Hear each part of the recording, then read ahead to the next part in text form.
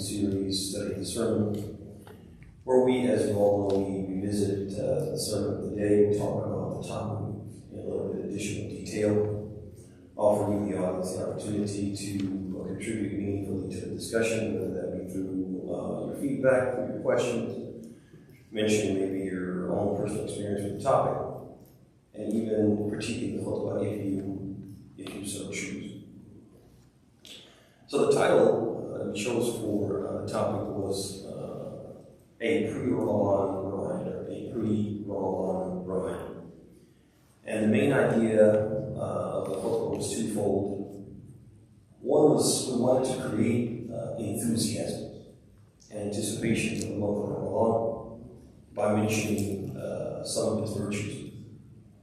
Second thing that we wanted to achieve was we wanted to offer some words of advice. We actually offered 2 pieces of advice to help us all get the most out of Ramadan. To help us all get the most out of Ramadan. So it's this month full of virtues. It's like a harvest, or the opportunity to harvest all these rewards and blessings from Allah subhanahu wa ta'ala.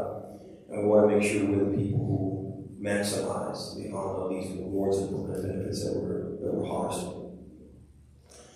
So I want to begin first of all by recapping the khutbah, obviously, and I want to begin first of all by mentioning that we said at the outset that there were we mentioned 9 virtues of fasting and Ramadan. 9 virtues of fasting and Ramadan.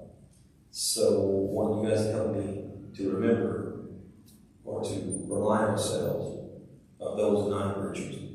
9 virtues of fasting and Ramadan. You don't have to do them all by yourself. We can do it together. We can tag team it. We'll take one. We'll take the first one.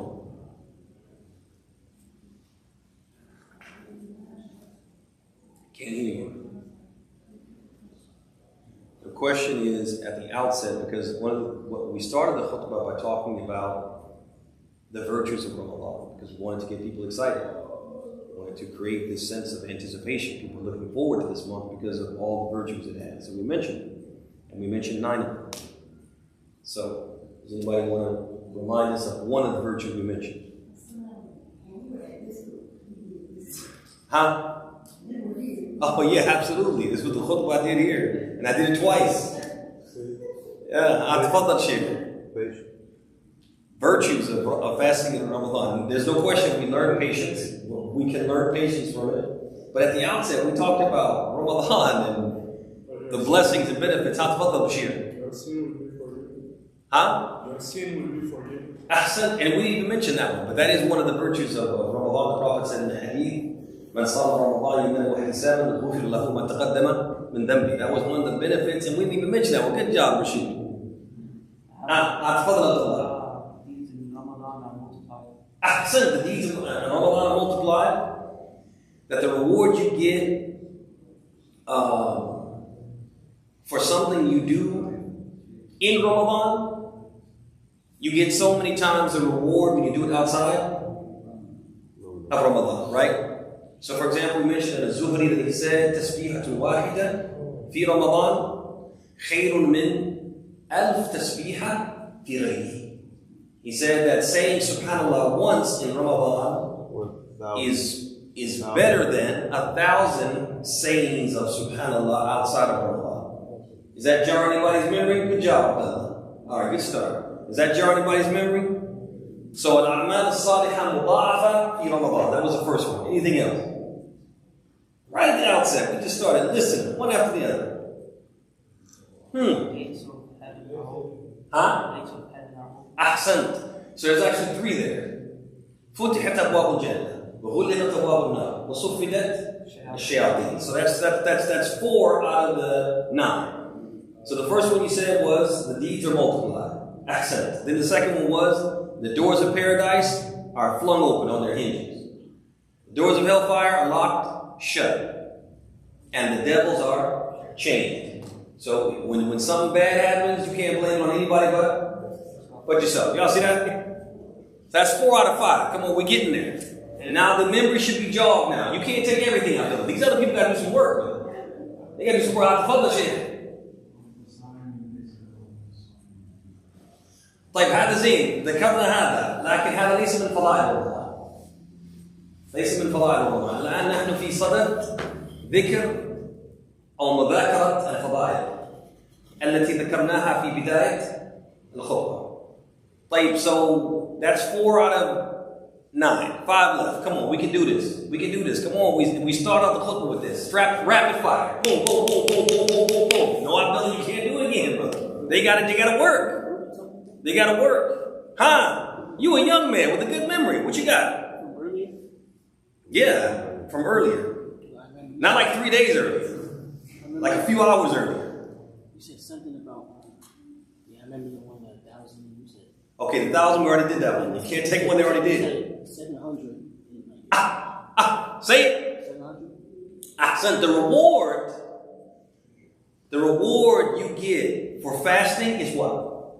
It's unlimited, and there's no what? There's no deed that equals to the reward you get for fasting. We mentioned the hadith where the Prophet said, كل عمل ابن آدم يضاعف الحسنة بعشر أمثالها إلى 700 ضعف. قال الله عز وجل إلا الصوم فإنه ولا أجزي به. Every deed of the son of Adam will be multiplied. One good deed will be rewarded at least 10 times its value, up to 700 times. Then Allah says, إِلَّا الصَّوْمَ فَإِنَّهُ لِي أَضَافَهُ إِلَى. He said, it is for me, and I'm going to give a special reward for it. There's no what? There's no ceiling. Y'all see that? Ahsan. That's 6 out of 9. So we got 3 left. We got this. A month of the Quran, Ahsanti, we didn't mention that one, but yes, it is. Give me something else. Come on, y'all gotta have this. We talk, and some of y'all have the answers because we've been doing it all the past 3 weeks. What was the one that they mentioned so far? The ones that they mentioned so far? Okay, so they mentioned the doors of paradise are open, which is a hint there. There's a big hint there. Doors of paradise are open. Doors of hellfire are shut. Devils are chained. The deeds are multiplied in terms of the reward you get. And there's no equivalent. You just said this one. There's no equivalent to the reward you get for fasting. There's no limit to it. Ahsan, Laylat al-Qadr. Ramadan contains what? Laylat al-Qadr. And the worship you do in that night is better than the worship you do in 1,000 months. That's 7. Got 2 left. You said something. Okay, he already mentioned that one. You said something about saving 20 days and. Okay, that was not Fadlullah. That was not Fadlullah. I did say it, but that not yet. Don't mention that one just yet. There are 2 left. 2 left. Maybe I'm wrong, but I think you said something about forgiving of sins, forgiving of bad deeds. One a good deed in Ramadan will wipe out so many bad deeds, something like that. No, I think you nodded off there, man. Fell asleep, and then that was like a dream right there. There was nothing that balanced all bad deeds. Nothing like that, no. Give you a little hint. طيب, I'm gonna give you the hint. The hint is somebody said earlier, "Futihat abwab al-jannah." That right there is a hint. If you're just thinking about it. Futihat, I'm sorry. The doors of paradise are open. The doors or the gates of paradise. The gate. Say it, Yunus.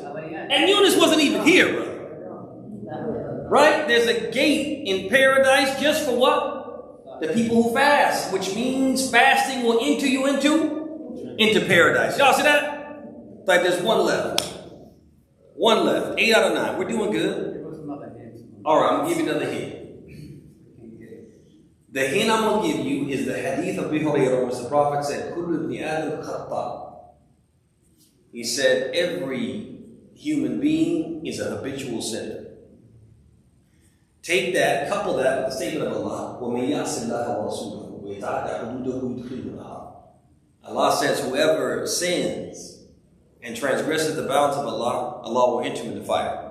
All of us sin. The people who sin are going to go to hellfire. Ooh, that's scary, isn't it? So what are we going to need? What are we going to need? Siyam pushes you away from hellfire. الصوم جنة من النار. الصوم جنة Minanah. A sawm will do what? It will, so actually, that was actually 8. That's 8 right there. There's actually one more. And when a sawm will junna, Minanah, sawm will do what? It will protect you, shield you from the hellfire. But there's one more, I'm going to give you this. No, she gave me the hint. Okay, the hint is, وَمَنْ يَعْصِ اللَّهَ وَرَسُولَهُ يَتَعَدَّ حُدُودَهُ. Right? The one who sins against Allah and transgresses his bounds is in trouble. That person has committed a crime and deserves to be punished. Okay? That person committed a crime and deserves to be punished. Asawmu Junna, that's a good one. That's the 8th one. There's one left. Now think about, say it. Shifa, right? Or Shafa. That basically a soul will come on the day of judgment like your defense attorney and argue on your behalf of Allah.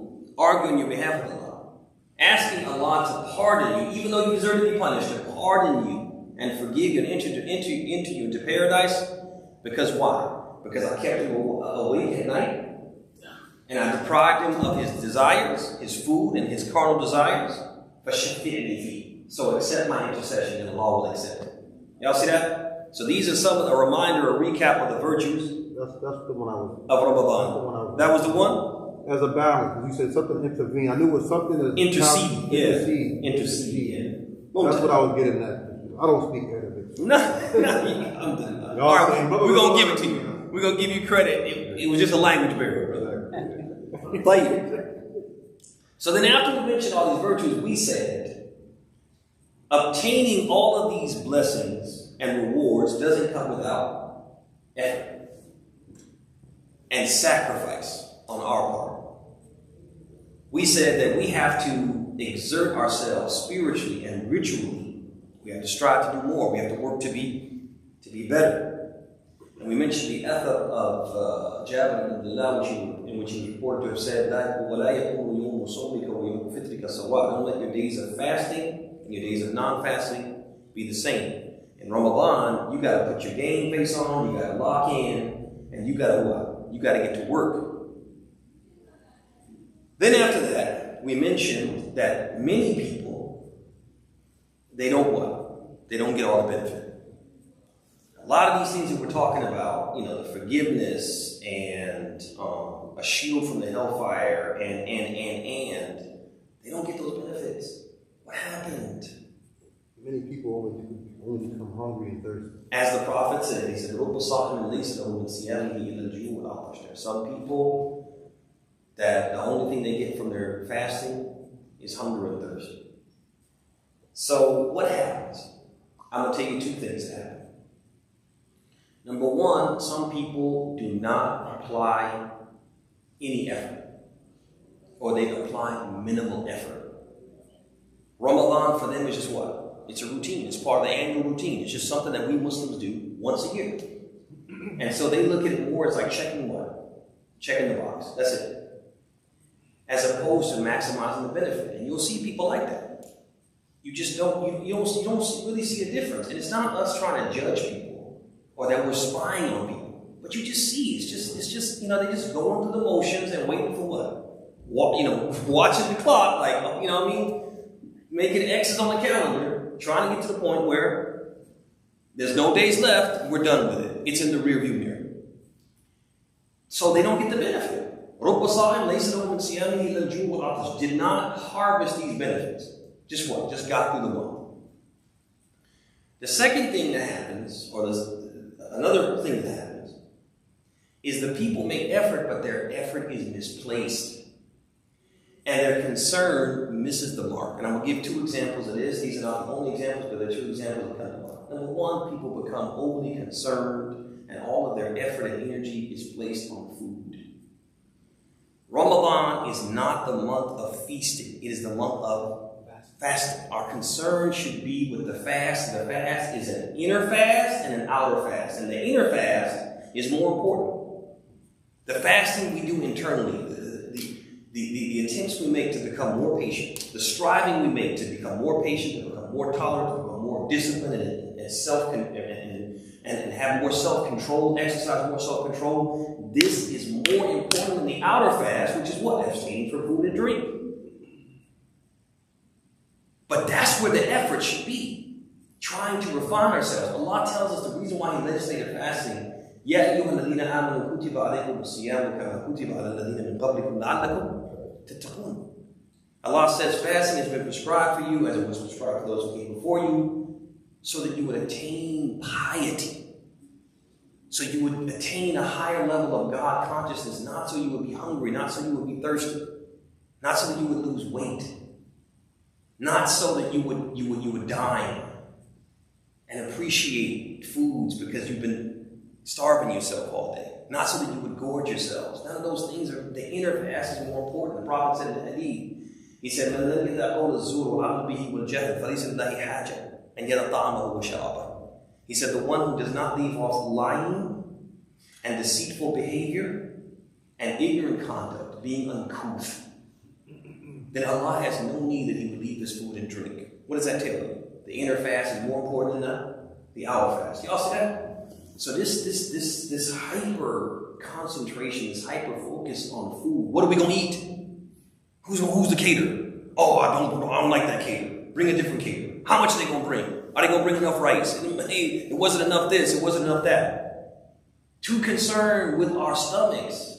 Too concerned with our stomachs when at the end of the day, after 2 or 3 days, you can't eat. You struggle to eat. You're so worried about, I didn't get as much chicken as that person. I didn't get as much vegetables as that person. I didn't get as much as rice. And then once you start eating whatever you did get, you can't finish it. And you end up doing what? Throwing it away. People in Palestine are starving.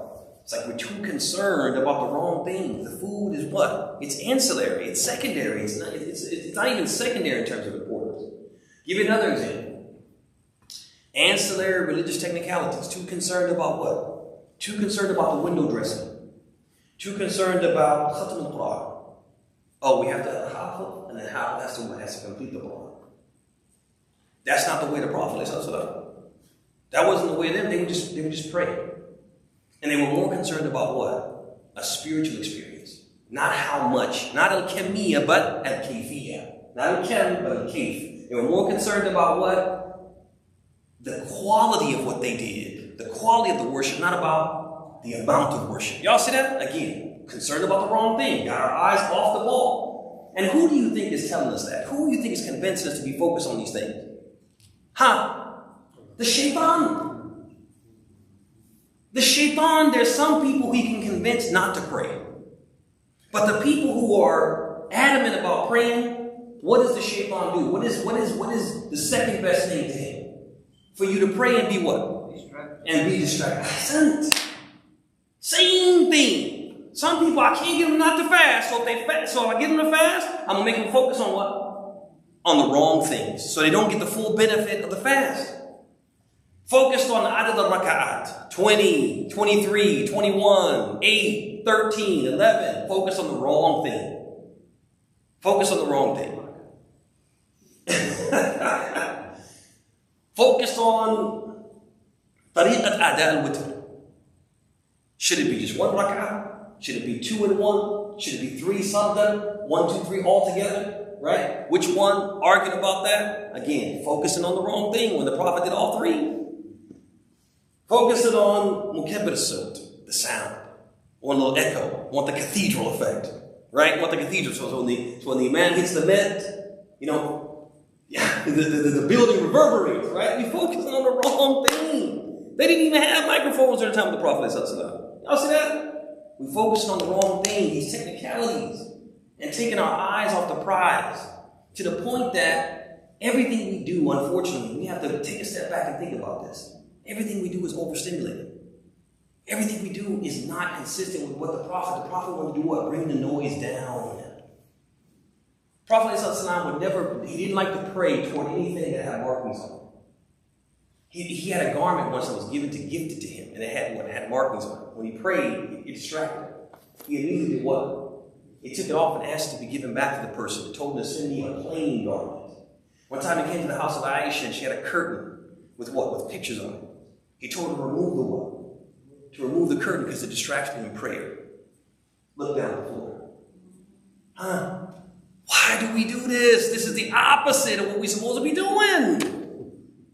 Y'all see that? The Prophet wanted to bring the noise down. He didn't want people to be overstimulated.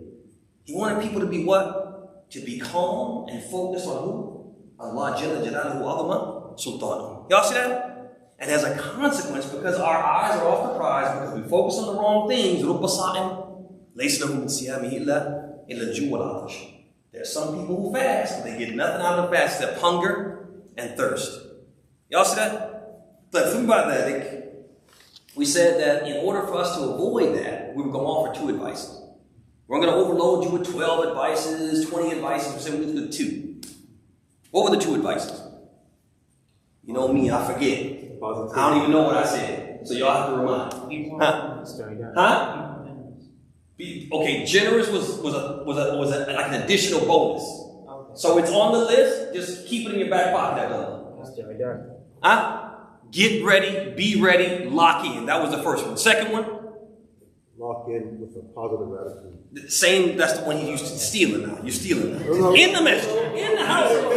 In the house. Come on. But listen, you didn't. Come on. You didn't use the word positive. You can lock in and not be positive. The key word is positive. So some people lock in and they're negative. Some people lock in with a pessimistic mind. All right, brother. All right, we're not going to cut you and the other one off. was We're not going to cut your hand off. Pace yourself. Pace yourself. That's it. Pace yourself, we said. I was getting ready to say the pace Ahsanti. All right, so as far as get ready and lock in, I just want to reiterate what we said. We said that when it comes to any act of worship in general, and specifically the act of worship of fasting in Ramadan, you got to go into it like I'm going to squeeze every drop of juice. I'm going to squeeze a glass of juice out of the one grape that is Ramadan. I'm going to get everything out of it. You got to go into it with like that. If you shoot for the moon and you don't make it, you land amongst what? Amongst the stars. Y'all see that? I'm trying to get everything. Don't go into it like, well, I might be able to do this. I don't think I can do that. If you go in there pessimistic and procrastinating, you won't achieve. You won't get it all. And we gave the example of Ibn Umar that a man came to him from Yemen. And he was asked about kissing the black stone during the Hajj wal Umrah. And Ibn Umar, he شجعه وحثه. He said, كان النبي صلى الله عليه وسلم يقبل الحجر. He said, yeah, you should do this because it's the sunnah. Do it. So immediately the man said, أرأيت إذا كان عند الحجر زحام. He said, but what? But what if suppose there's a crowd and people are pushing and shoving? Immediately he assumed the worst. He was pessimistic. And as a consequence, it's almost like he's making an excuse for himself not to do what? Not to do the sunnah. So you know what Ibn Umar said? He said, دع رأيت في اليمن. He said, leave what if, leave suppose in Yemen. Go for it. Go for it. Don't assume the worst. Go into the ibadah. I'm going to get all of it. I'm going to do the most, not do the least or do, half of what I'm supposed to do. Go into, that's what we meant by get ready. Come on. This month where you can be forgiven. You can be, you can have your neck freed liberated from the hellfire. You can do it. You can spend the night worshiping Allah and get credit for worshiping Allah for 1,000 months. This is a month that what? We need to be what? We need to be getting after it. Not saying, oh, well, I might be able to do this, but I don't know if I can do that. I might be able to read half the Quran, but not the whole Quran. No, I'm going to read the whole thing and I'm going to read it multiple times. I'm going to make a schedule such that I can finish the Quran in the first 10 days and then finish it again in the second 10 days. And then finish the third time in the last 10 days. I'm gonna figure out how to do it. And even if I don't get to do that, I set that goal for myself. 3 khatam. Right? I'm gonna do 3. I might get 2.5. I might get 2. That's better than what? 1. Y'all see that? But if I say I'm gonna get half, I might not get what? I might not get a quarter of the Quran. Y'all see that? If I go into it, I'm gonna try to do half of the Quran. Like, think about that. We said pace yourself. We said Ramadan is a marathon, not a sprint. People, Ramadan comes and they bolt out of the gate. After a few days, run out of energy. Midway point, no gas in the tank. End up doing what? Crawling to the finish line. When you're supposed to be what? Sprinting to the finish line. Prophet ﷺ in the first 10 days, He had a certain level of intensity. Then he did what? Ramped it up. Last 10 days was what? Turned all the way. The intensity is turned all the way up. Aisha said, Kana Rasulullah sallallahu alayhi wa sallam idha dakhal ashar shadda mi'zarahu wa ahya laylahu wa iqadha ahlahu. The Prophet sallallahu in the last 10 days would do what? Tighten his waist wrapper. What does that mean? It's similar to what? Rolling up your sleeves. It means he got to work. Got to work what? Worshiping Allah Jalla Jalaluhu wa Sultan. Got to work worshiping Allah, spending the whole night in vigil. Not only that, he said, I'm not going to be the only one in this house to get these rewards. And do what? Wake up his family and tell them to get up and do the same thing. So we have to understand that this is how we need to approach ourselves. Look, at the end, I need to have plenty of fuel in the tank because I'm really going to get after it. So when I start out, so for example, if we take, for example, the Quran, I might start out saying, whatever I do with the Quran, I need to do it at a pace when I start out that I can do what? I can increase and increase and increase and increase. I'm likely to go upwards, not backwards. So for example, I don't start out on the first day trying to read Thalathat al-Ajzā. I don't do that. Because what's the likelihood that I'm going to read Thalathat al-Ajzā every day? 3 parts of the Quran every day. What's the likelihood? I might get tired, I might get busy and not have the opportunity. And I'm doing what? Doing less. What I want to do something I know I can sustain. And at the same time, I can gradually what? Increase. So I might start out. Now I'm not saying you should do this, but I'm saying you might start out saying what I'm going to do. Ruba and Juz'a. I'm going to do what? A quarter. You might say I'm going to do what? Half. 10 pages. You might say I'll do one what? 1 Juz'a. Every day I can do 1 Juz'a. Then I'll do what? I add what? A ruba. A quarter. Add what? Go up to a half. Go up to what? 1 Juz'a and what? 3/4. Y'all see that? I gradually what? I ramp it up and I do something I can what? I can sustain. So at the end, I'm doing what? I'm doing more, not doing less. Y'all see how that works? The thing about that, after we mentioned that, we mentioned, say that. We mentioned you should be generous. I said, we mentioned one additional point to stress,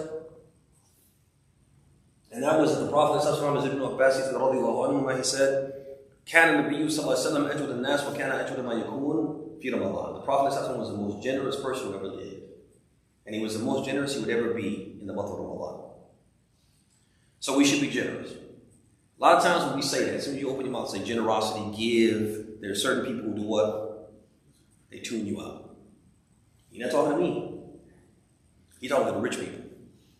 I'm not rich. So there's 2 problems with that. One is that people think the only people who can give and be generous are the people who have money. So the first problem with that is that you can give things that are not what? That are not money. And we gave the example, you can give a what? You can give a smile. You can give a smile. The Prophet said in the hadith, تَبَسُّمًا فِي وَجْهِ أَخِيكَ لَكَ صَدَقًا. He said, smiling in the face of your brother when you meet him is an act of charity. And how many people do you meet with a frown? How many people do you meet with a frown? How many people meet you with a frown? How many people do that? And smiling is free, but it's at the same time, it's a charity. And it takes more muscles. They say it takes more muscles to frown than it does to smile. But Jokers just insist. Just being a Grinch, man. Mad dogging people, smile. And you can, and trust me, you can smile at somebody you don't like, somebody you're not even fond of. You can smile, you can.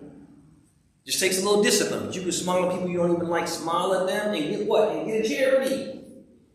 You can also get charity by what? Giving your labor in Ramadan.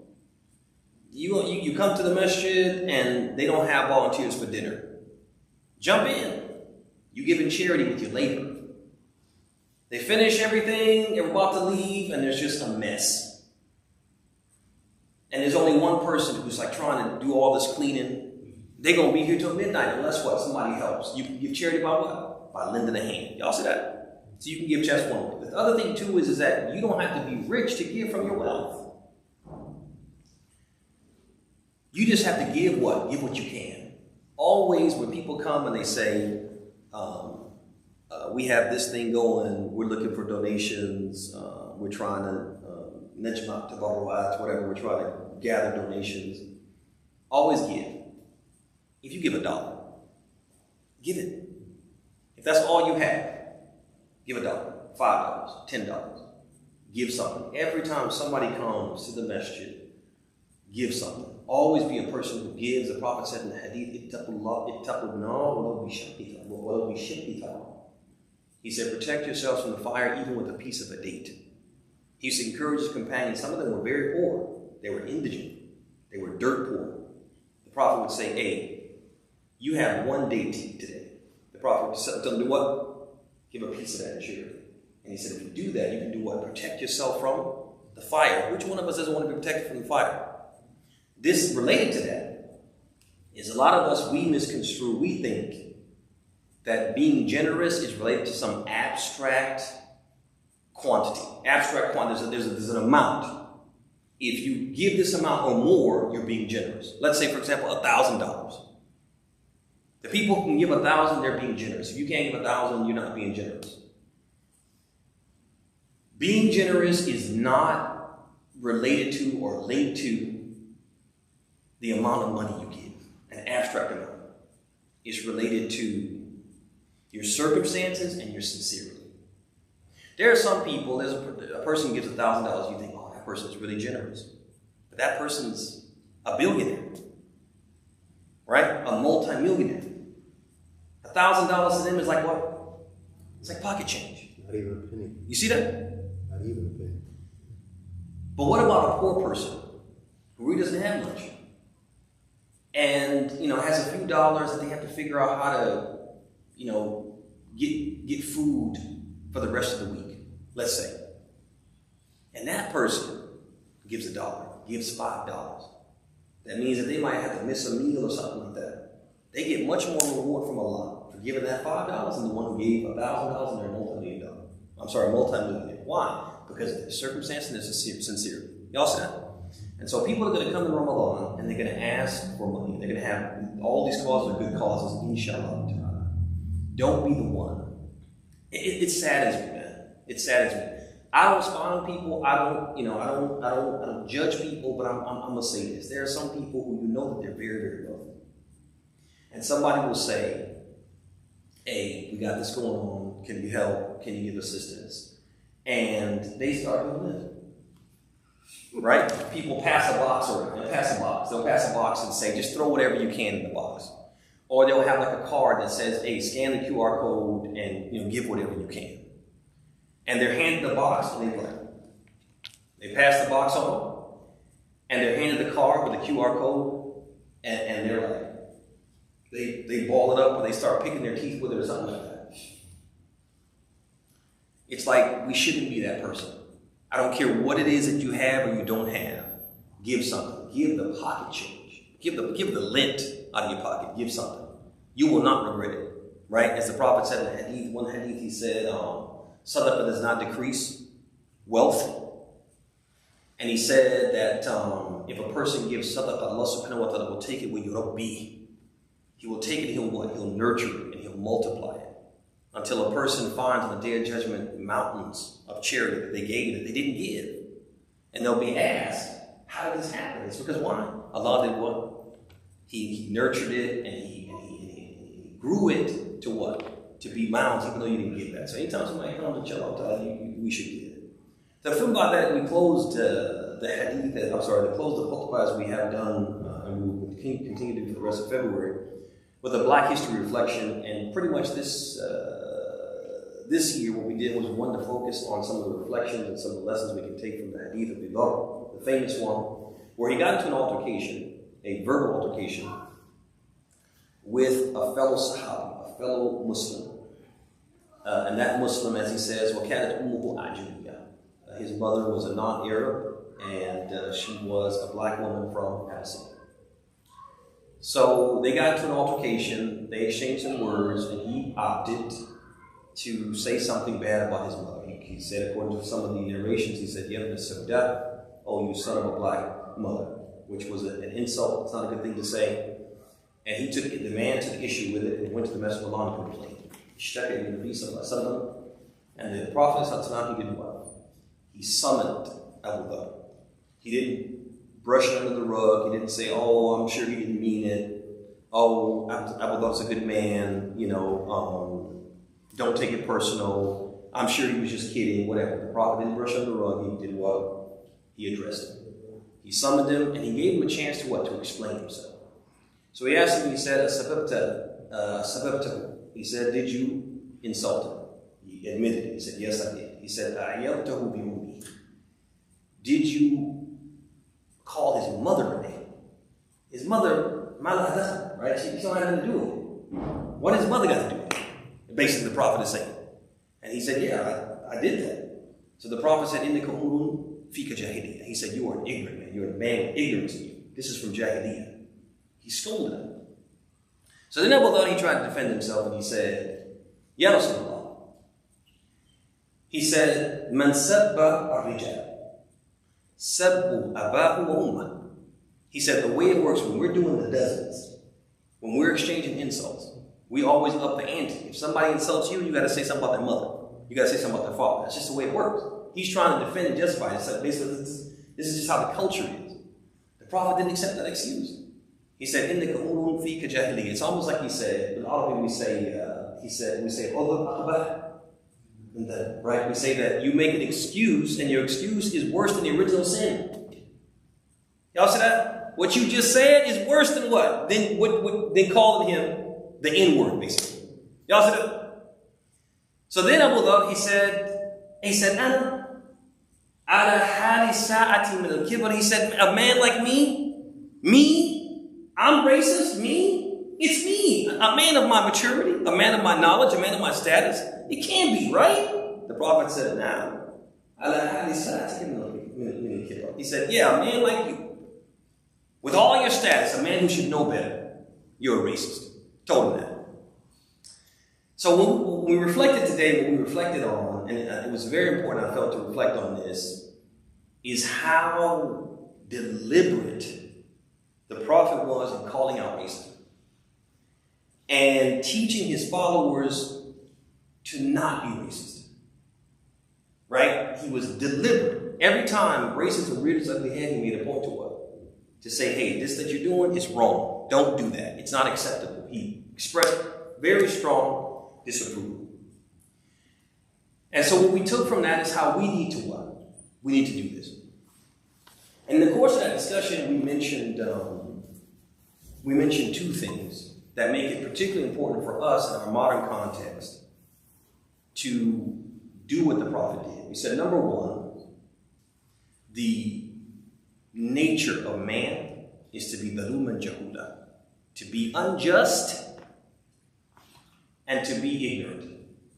And one of the ways that his injustice and his ignorance manifests itself is through what? It's through bias, prejudice, and discrimination, through racism. Y'all see that? That's the first thing. The second thing, you have to look at what? Your environment. Add to that our environment. We live in a racist country. And I'm not going to elaborate on that while I say that, but if anybody takes issue with that, we can talk about it after. Somebody says, "Oh, it's not a racist country, it's the greatest country in the world. What are you talking about? It's not a racist country." If somebody says that, somebody wants to say that, then we can have that discussion. I don't think it needs to be proven. I think if anybody's looking around, their eyes are open, they can clearly see all these brown people getting snatched up and thrown to the ground, getting shot, and some of them are American citizens, being detained just because they're brown, they speak Spanish. That itself is indefensible. And we can go on. We can look at education, we can look at policing, we can look at healthcare, we can look at so many things. If y'all want to do that, if y'all want to go there, we can go there. But I don't think we need to. Like that being said, we said people are products of their environment. If you're in a racist environment surrounded by people who are racist and studying from racist books and racist teachers and a racist educational system, how's that going to affect our kids? Somebody says, "Well, I don't teach my kids to be racist." You don't have to. The school is doing it. The society is doing it. But what we need to be doing is what the prophet did, teaching our kids not to be racist, being very deliberate, being active in teaching them not to be racist. And that's where we're failing. Every time there was even a hint of racism, a hint of discrimination, a hint of bias, the Prophet ﷺ addressed it. In this case, with Abu Dhar, somebody who he loved and respected. There are other hadith where the Prophet praised Abu Dhar. But he came for him when Abu Dhar said something he didn't approve of and behaved in a way he didn't approve. Similarly, the Prophet praised the Muhajirin wal Ansar, and Allah did too in the Quran. But when they started using these names to make it like what? To make it a matter of tassub. Talking tassub. Extremes. Huh? No, extremism, not extremism. It's more like fanaticism or partisanship. Fanaticism or partisanship. When they did that, the Prophet said, "Ada'u al-jahiliyyah wa ana bayna adhhurikum." Are you raising the banner of ignorance, he called it. And I am in your midst. Da'uha fa innaha muntina. Leave this because this is foul. We don't do this in Islam. Right? We don't do this in Islam. So I say this to say is that I want to stress and emphasize that to the community, that many of us, sadly, all human beings are like clay. And that clay is moldable. When you're what? When you're a child. As the Prophet said in the hadith, he said, "Kullu mawludin yulidu al-fitra." I'm sorry, yulidu al-fitra. فَأَبَوَاهُ يُحَوِّدَانِهُ وَيُنَصِّرَانِهُ يُمَجِّسَانِهُ.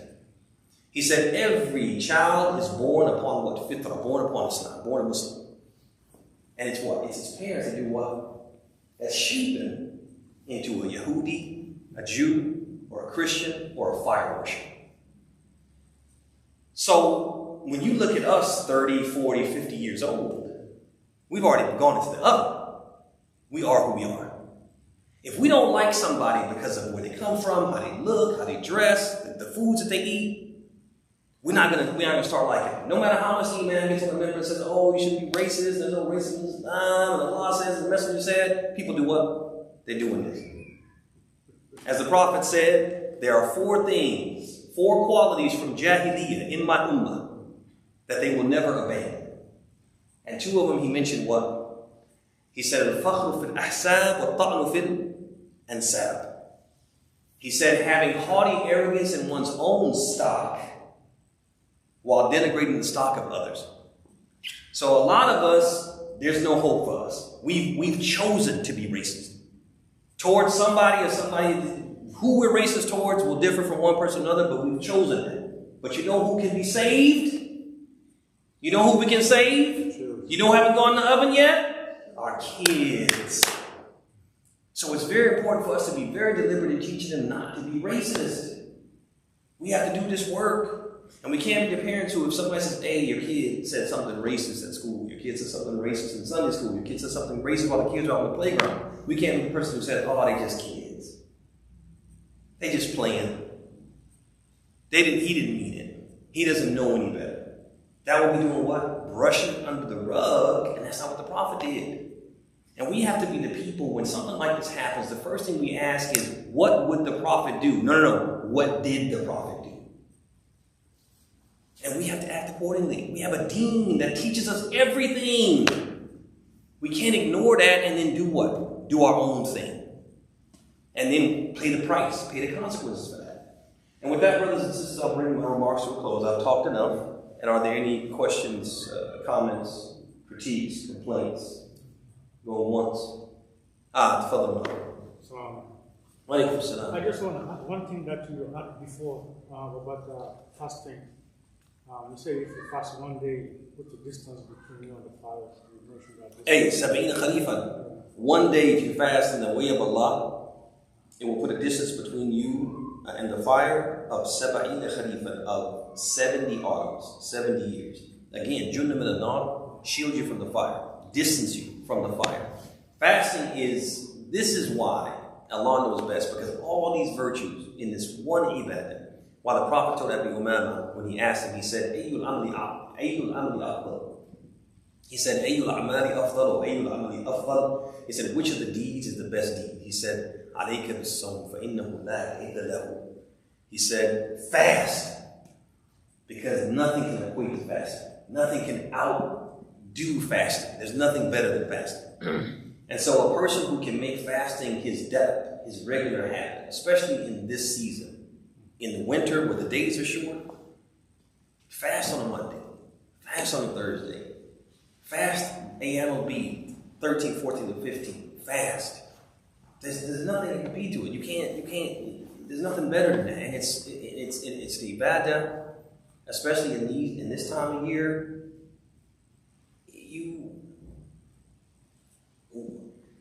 You don't feel it.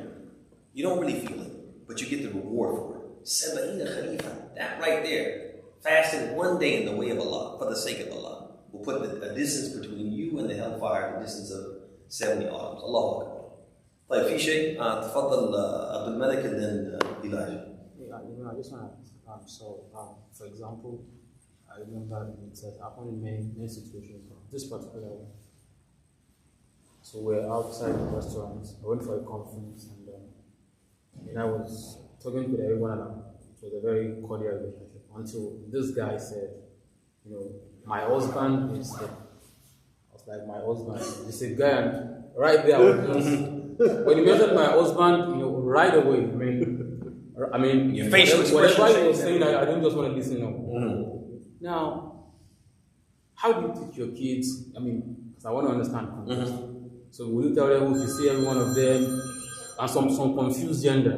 Another example was in the bus with someone, and the way he was looking, I mean, I can't even know whether I say he or she, but from where I come from, just like them. He said, "What do you like to be addressed as?" I said, "They." I said, "Oh, so they?" He said, "Thank you for asking, he or she." I mean, it's confusing. The guy or she was just, you see what I'm saying? So the person was just so happy that I asked they or whatever. It says they, them, whatever. Now, I mean, so are you saying, I just want to get the context, to tell the kids, now? No.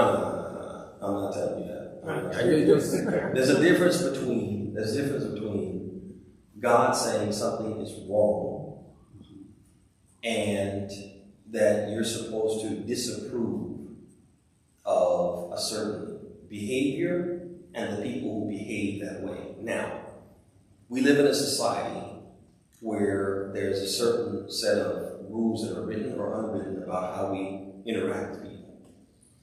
And so, I'm not telling you that it's okay to discriminate.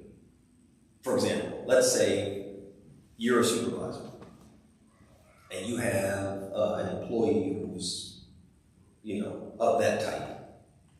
And they come and say, I need to talk to you about an important matter, right? I need to talk to you. So you say, no, you can't talk to me. Send me an email, right? You let other people come and talk, but this person you don't let them talk.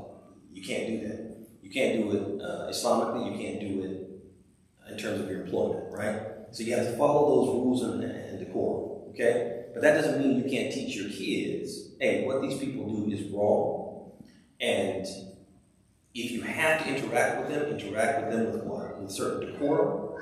But beyond that, don't interact with them. Right? That's different from somebody who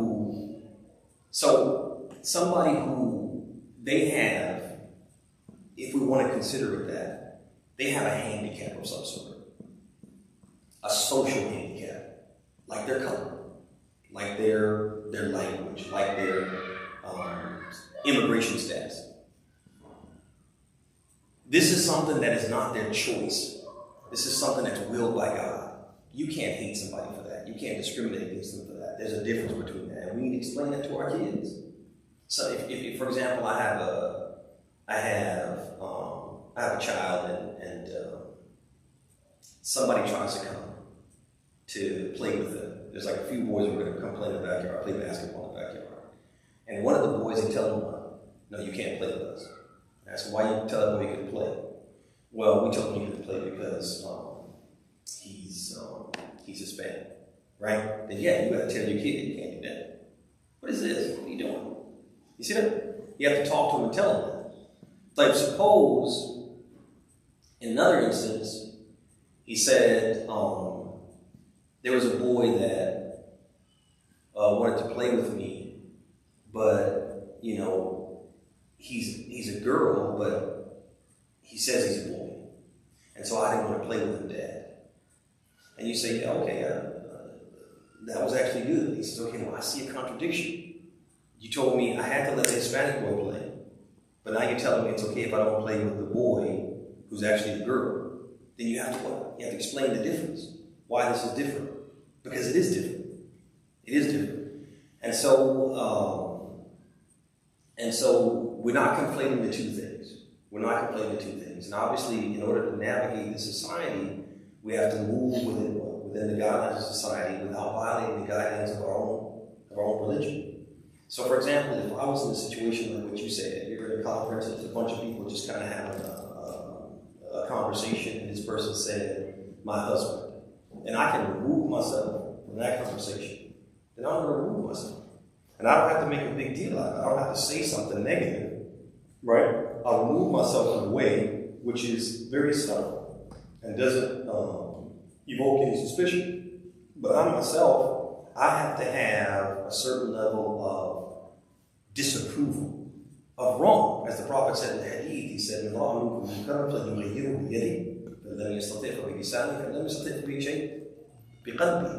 have to at least be upset about that in my heart. And part of that being upset is what? Removing myself from the situation, right? And so that's the balance we have to strike. And if our kids see a contradiction in that, that contradiction is easily resolved. You can easily explain. These people have no choice. The boy has no choice that his parents are from Colombia, for example, right? He was born in Colombia. He's Colombian. He speaks Spanish, and his skin is brown. That he can't control that. So we can't blame him for something that Allah will. These people are making what? They're making a choice and making a choice to go against what Allah wills. Some of them basically are accusing God of making a mistake. God put me in the wrong body. You see that? You see the difference? And our children will see the difference. We have to speak to them in the age-appropriate language, but yeah, they'll see the difference, inshallah. So, question, I got a two-part question. Right? So, back to the fasting. In the time of the Prophet Muhammad,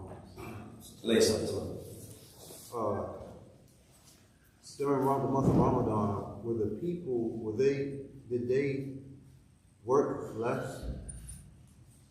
As far as like work, occupational work, did they work less during that month, or did they even work at all during that month? Because I've heard. We don't have any indication of that. In fact, we have indication to the contrary. So, one of the things the scholars talk about is how fasting evolved.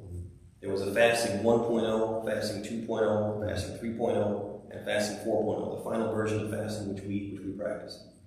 In the course of that, there was one version where the Prophet Muhammad and his companions were told that they could make iftar at Maghrib, and that the end of the window of opportunity for fast breaking and consuming food and drink and being with their families was from Maghrib to Salat al-Isha, or when they fell asleep, whichever came first.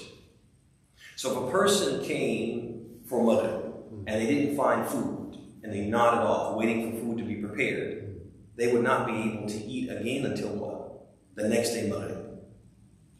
Or once the Adhan for Isha was pronounced, the fasting started again until what? Till the next day Maghrib. That was one of the versions of fasting. During that period, one of the things that led to precipitating the abrogation of that in the legislation of the fourth version, the one that we practice, is that a man from the Ansar, their culture was an aggregate culture. They were farmers, right? Agriculture was their thing. That was their bag. That was their game. So one of the Ansar, he came home exhausted from a hard day's work. What does that tell you? They worked while they're fasting. And this, for farming at that time, with the primitive tools that they had, it was a lot of work. And they were date farmers. Date farming means what?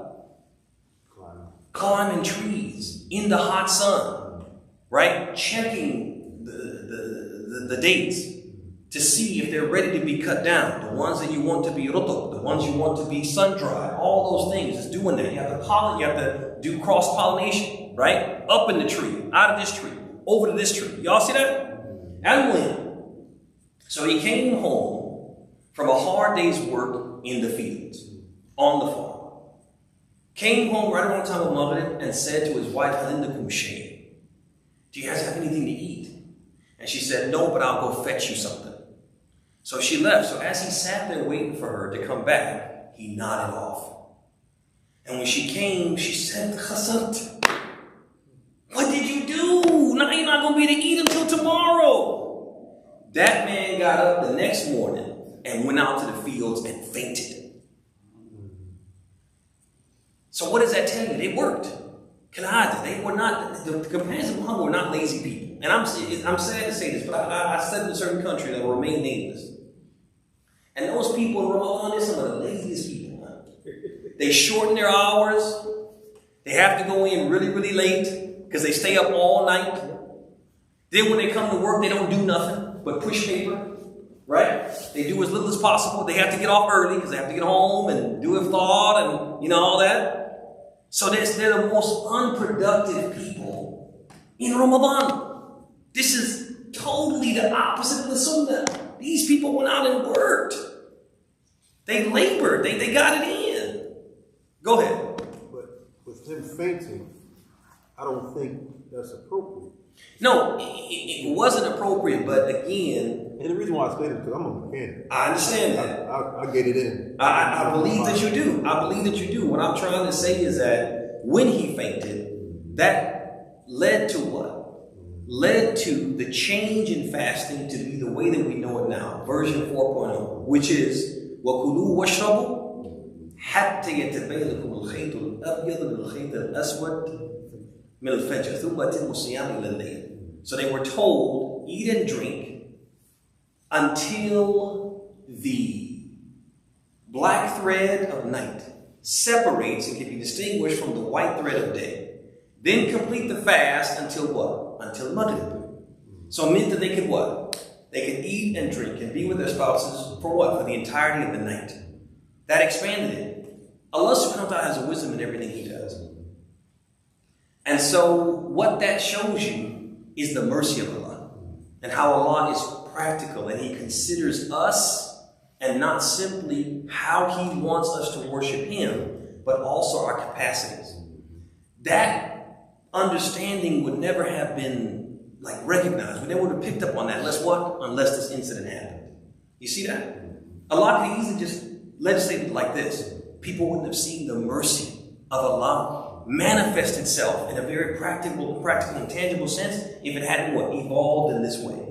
And so so He did faint. That doesn't mean God wants us to faint. That's why He changed the way we fast, right? But what I'm trying to say, the point I was trying to make is we're not supposed to be people who don't work in Ramadan, take Ramadan off and just kick our feet up.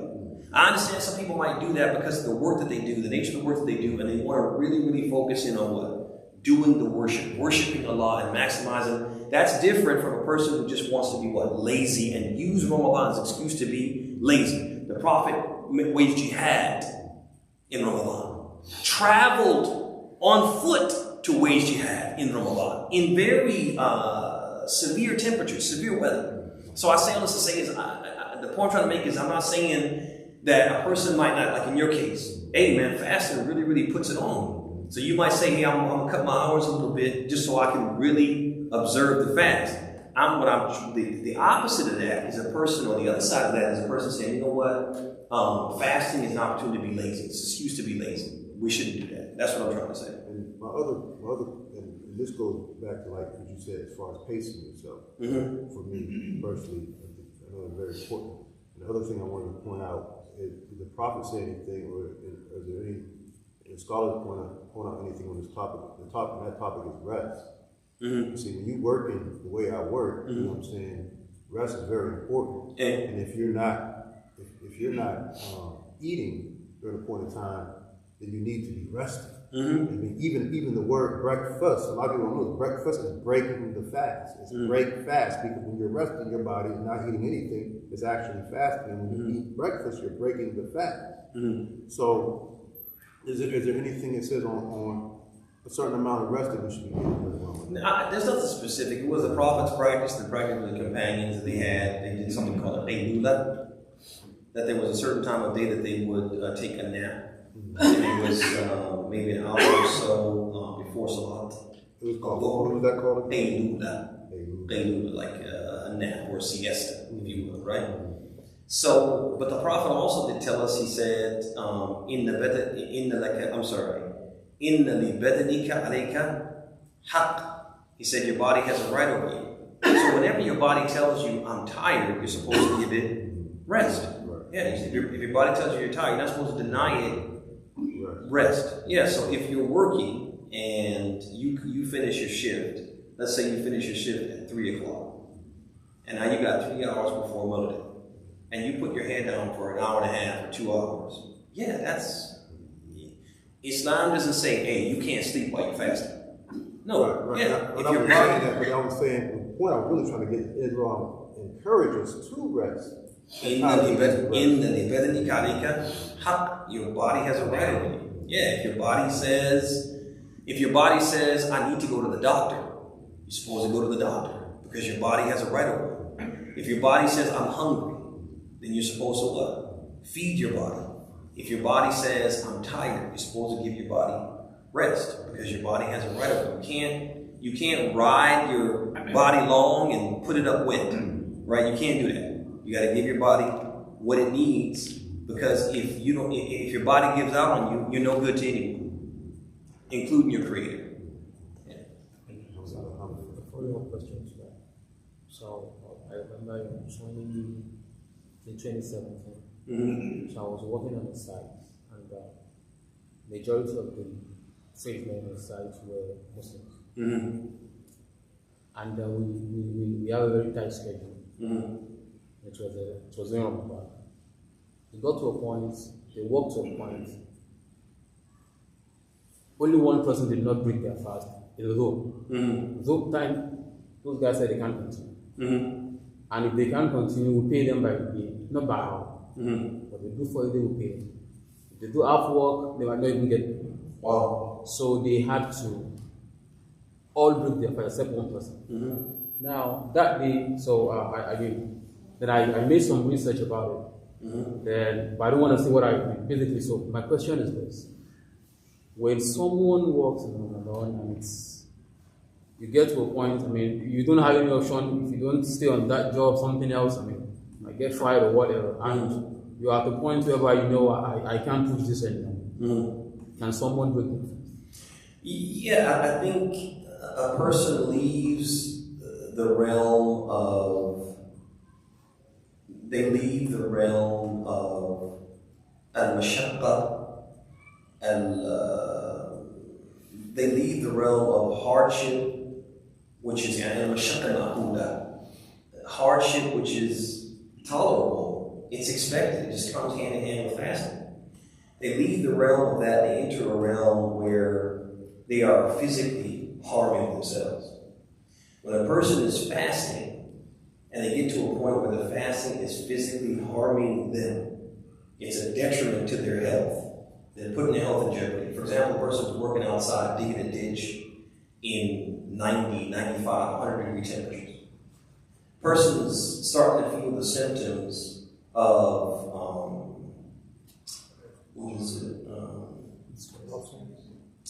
heat stress and what do they call it? Hypothermia, right?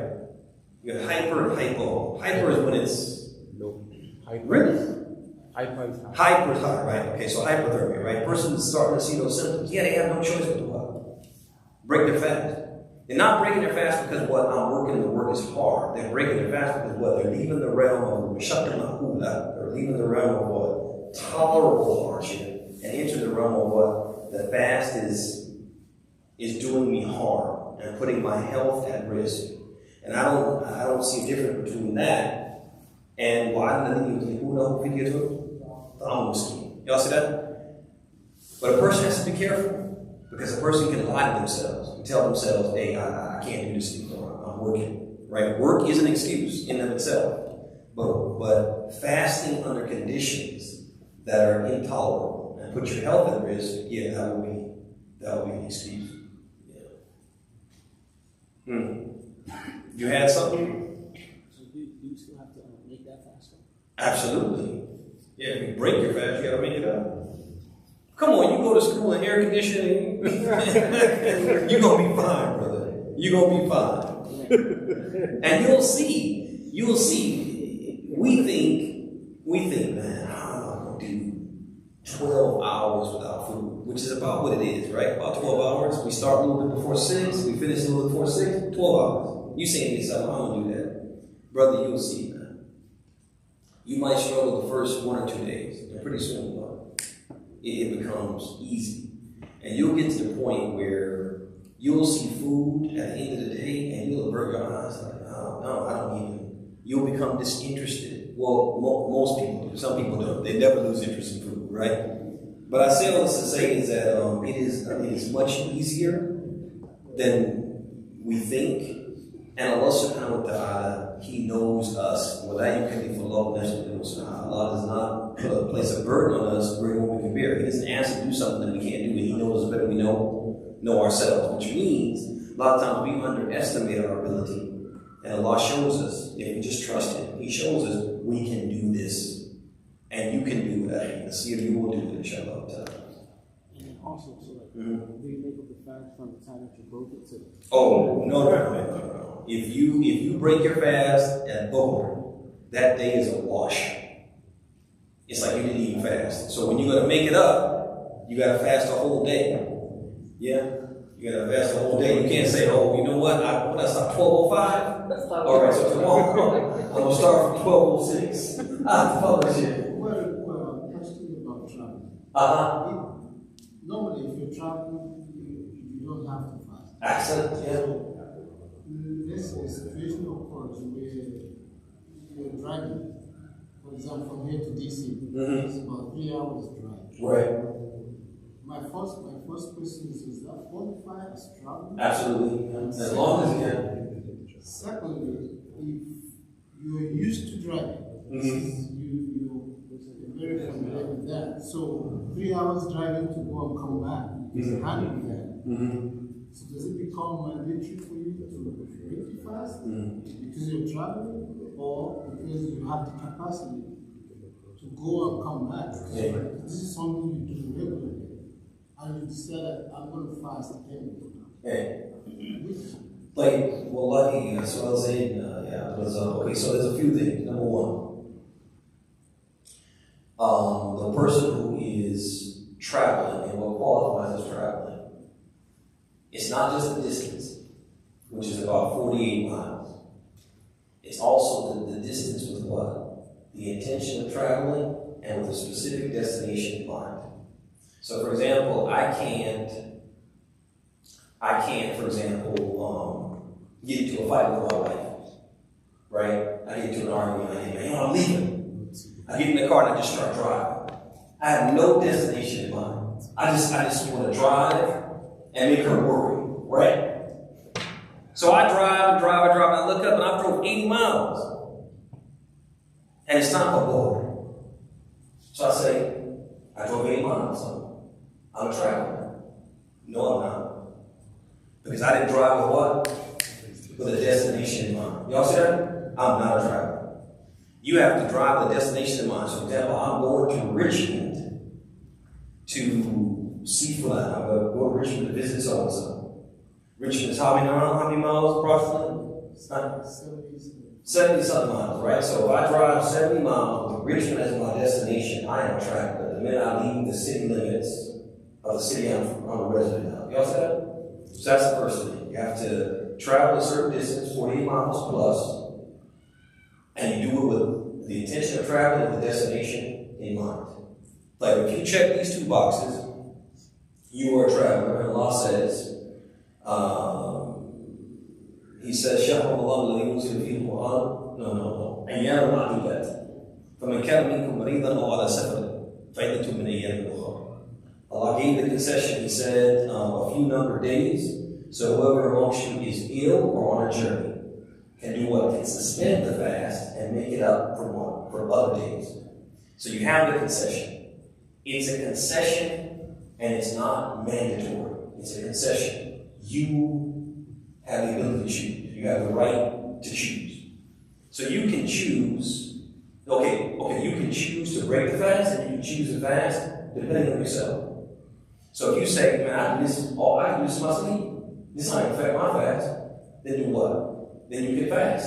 Which one is better? You know, it's better to fast while traveling. It's better to fast while traveling if you can tolerate it. How do we know this? Because the Prophet traveled. He fasted while traveling. He fasted while traveling. That was his ibadah. That was generally what he did. And there were cases where it was a difficulty on him or on his companions, and he did what? He broke his fast. So start out fasting, that's preferred, but it's up to you. So you say, I know I'm going to DC, I'll go to the car, right? And I'm getting ready to go. You can make yourself a cup of coffee, you can get yourself a piece of coffee cake, and when you get on the road, you can do what? You can break your fast. You see that? You can plan not to fast. You can also, I'm going to fast. And then you can get 3 miles into the journey and say, yeah, but I really need a cup of coffee. You see that? And you can break your fast. It's up to you. But you don't have to not fast. The option is yours. The option is yours. Like, I'm somebody. So the fast that we do now, is that what the Prophet is? You talking about 4.0? Yeah. All of these evolutions happen within the period of maybe like 2 years. Yeah, within a period of like 2 years, all these evolutions happened. Or the version, the evolution of fasting was complete. So the last few years of the Prophet's life, he fasted the way we fasted, and so did his companion. Like, if you shake, go once, twice, not fully.